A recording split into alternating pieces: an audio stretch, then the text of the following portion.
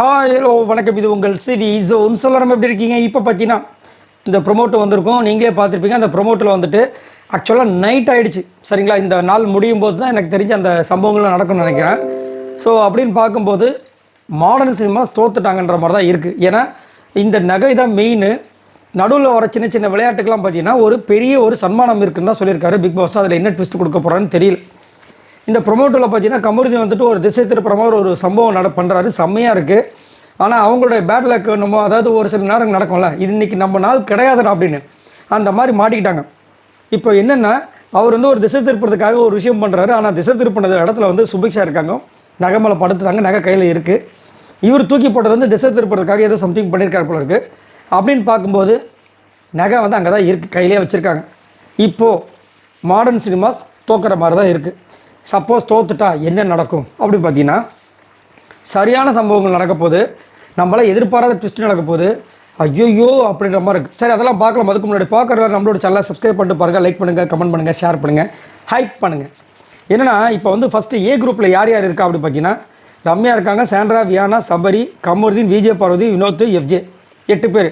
Team பியில் பார்த்தீங்கன்னா விக்ரம், அமித், பிரஜன், திவ்யா, கனி, ஆதிரை, அரோரா.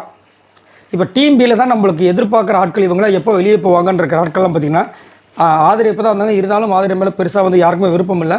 அரோரா போகணும், கனி போகணும். அதுக்கப்புறம் வந்துட்டு பார்த்திங்கன்னா அமித் வெளியே போகிறதுக்கு வாய்ப்பு, ஏன்னா ஆல்ரெடி ஓட்டு கம்மியாக தான் இருக்குது. விக்ரம் போகணும். இப்போது இவங்க வின் பண்ணிட்டாங்கன்னா இவங்க இந்த 8 பேருக்கும் வந்துட்டு நாமினேஷன் ஃப்ரீ பாஸ் கிடச்சிரும். ஸோ இவங்க வந்துட்டு உள்ளே போயிடுவாங்க. இப்போ இந்த வாரம் வந்துட்டு மேக்ஸிமம் வந்து டபுள் எலெக்ஷன் இருக்கிறதுக்கு வாய்ப்பு இருக்குது. ஸோ அதில் நாமினேஷன்ஸில் பார்த்தீங்கன்னா கனி இருக்காங்க, இன்னும் நிறைய பேர் இருக்காங்க. ஆனால் கனி வந்தாலும் வந்து பார்த்திங்கன்னா சேவ் பண்ணப்படுற விஷயங்கள் போயிட்டே இருக்குது, நாமினேஷனை கேன்சல் பண்ணுற விஷயங்களும் போயிட்டுருக்கு. அப்படின்னும் போது மினிமம் ஒரு எவிக்ஷனாக வச்சாலும் அந்த ஏ டீமில் இருக்கிற எஃப்ஜே போயிடுவார். சரிங்களா? இப்போது சப்போஸ் அதாவது மாடர்ன் டீம் ஜெயிச்சிருச்சு அப்படின்னா, ஜெயிக்கிறதுக்கு வாய்ப்பே கிடையாது. ஜெயிச்சிருச்சுன்னா எஃப்ஜே எனக்கு தெரிஞ்சு இந்த வாரம் போகிறதுக்கு வாய்ப்பு இருக்குது. மற்றபடி வந்துட்டு வேறு யாராவது தூக்குறதுக்கு யோசிப்பாங்க பிக் பாஸ் டீம். யாரை தூக்கலாம்? கனியை தூக்க மாட்டாங்க, ஏன்னா முன்னாடி தூக்குறதா இருந்தால் முன்னாடி தூக்கியிருக்கணும். ஆனால் சப்போஸ் தோக்குறது தான் தோற்றுறாங்கன்னா அந்த பி டீமில் இருக்கிற அப்படியே எல்லாருமே சேவ்டு. இப்போயும் வந்துட்டு அரோரா நாமினேஷன்ஸில் வரல, அடுத்த வாரமும் வந்துட்டு அவங்க சேவ் ஆயிடுவாங்க. ஸோ நம்ம எதிர்பார்த்த மாதிரி அவங்க எல்லாமே கிட்டத்தட்ட 80 நாள் தொடர்றதுக்கு வாய்ப்பு. ஏன்னா அதுக்கு அடுத்த வாரமும் அவங்களை நாமினேட் பண்ணலன்னா என்ன பண்ணுவாங்க? ஸ்ட்ரைட்டாக போயிடுவாங்க. அதுவும் இல்லாமல் விஜய் பருவத்துக்கு சண்டை போடும்போதே சொல்கிறாங்க, நான்லாம் வந்து கண்டிப்பாக அது இன்னும் ஒரு 30 நாள் தானே, அவ்வளோ நாள் உன்னை பார்க்க போகிறோம் மூஞ்ச, அதுக்கப்புறம் நான் வெளியே போய் ஜாலியாக இருந்துக்கிறேன். ஸோ எல்லாமே மனக்கணக்கில் என்ன பண்ணிருக்காங்க, நம்ம நல்ல ஸ்ட்ராங்கான கண்டஸ்டண்ட்டாக இருக்கும்னு சொல்லிட்டு முடிவு பண்ணிட்டாங்க. அப்படின்னு இருக்கும்போது அடுத்த வாரம் வந்துட்டு ஏ டீமில் இருக்கிறவங்களாம் அப்படியே டைரக்ட் நாமினேட் ஆனாங்கன்னா எஃப்ஜே இந்த வாரம் போய்ட்டு வச்சுக்கோங்க. மீதி இருக்கிற 7 பேர் அதில் பார்த்தீங்கன்னா விஜய் பாடுறதுக்கு பிரச்சனை கிடையாது. அதுக்கப்புறம் பார்த்தீங்கன்னா இவங்களுக்கு கமருதீனுக்கு பிரச்சனை கிடையாது, கானவனத்துக்கு பிரச்சனை கிடையாது. இவங்க 3 பேருக்கு மெயினாக பிரச்சனை கிடையாது. ஆனால் ரம்யா, சாண்ட்ரா, வியானா, சபரி இவங்க 4 பேருக்கு பிரச்சனை இருக்குது. வியானாவை வந்துட்டு முன்னாடியே அவங்களும் லாஸ்ட்டில் இருந்தாங்க, அப்போயும் அனுப்பலை. சரிங்களா? சாண்ட்ராவை அனுப்புகிறாங்களான்றது இன்னும் டவுட்டாகவே இருக்குது. ஏன்னா சாண்ட்ராவுக்கு நிறைய இம்பார்ட்டன்ஸ் கொடுக்குறாங்க. ரம்யாவையும் பார்த்தீங்கன்னா லாஸ்ட்டில் இருக்கும்போது அனுப்பவே இல்லை. இப்போ சபரி அதில் மாட்டுக்கிறதுக்கு வாய்ப்புகள் இருக்குது. ஏன்னா சபரி வந்து ஏதோ ஒன்று, அதாவது இந்த அரோரா, அப்புறமா இன்னும் ஒரு சில பேர் இருக்காங்க பாருங்க, அமித், கனியை விட கூட ஒரு வந்து ஓரளவுக்கு நல்ல ஒரு பர்ஃபார்மர் தான். திவ்யாவோட ஓரளவுக்கு நல்ல பர்ஃபார்மர் தான்.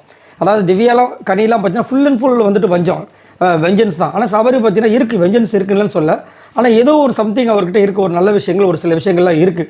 அப்படின்னு இருக்கும்போது இவங்களால் பிரச்சனையாக இந்த ஆதரை இவங்களாம் சேவ் பண்ணப்பட்டாருங்கன்னா இப்போ வந்துட்டு அதனால் சபரி உள்ளே போயிடுவாரோ, சபரியும் வியானமும் போகிறதுக்கு வாய்ப்புகள் இருக்குது. ஏன்னா ரம்யா லாஸ்ட்டில் இருக்கும்போது இது வரைக்கும் போகவே இல்லை.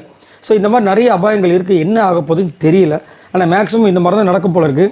அப்படின்னு பார்க்கும்போது ஏன்னா ரம்யாவும் அப்படி பார்த்து அந்த ஏ டீமில் இருக்கவங்க தான் டைரக்ட் நாமினேஷன்ஸ் வந்தாங்கன்னா அந்த 7 பேரில் பார்த்தீங்கன்னா கமருதீன், விஜய் பார்வதி, வினோத்துக்கு நல்லா ஓட்டு வந்து அவங்க உள்ளே போயிட்டாலும் சாண்ட்ராவுக்கும் ஓரளவுக்கு ஓட்டு இருக்குது.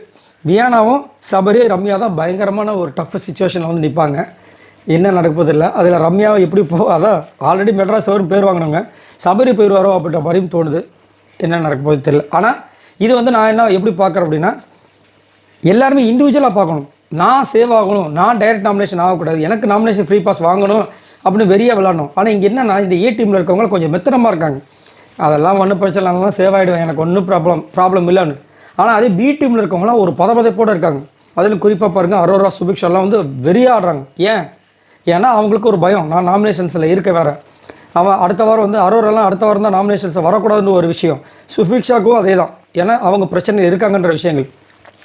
அதே மாதிரி கனி வந்து நாமினேஷன்ஸ் இருக்காங்க, அதனால தான் கனி பார்த்தீங்கன்னா ஃபுல் அண்ட் ஃபுல் வந்துட்டு எஃபர்ட் போட்டுகிட்டே இருக்காங்க. சரிங்களா? ஸோ இது எங்கே போய் முடிய போகுது தெரியல. பட் எது எப்படியோ சம்பவங்கள் இருக்குது. நம்ம வந்து இவங்களா அப்படின்ற அளவுக்கு வாயை பொழக்கிற அளவுக்கு நடக்க போகுது. ஸோ இதை பற்றி உங்களோட கருத்துக்களை சொல்லுங்கள். பாய் நண்பர்களே.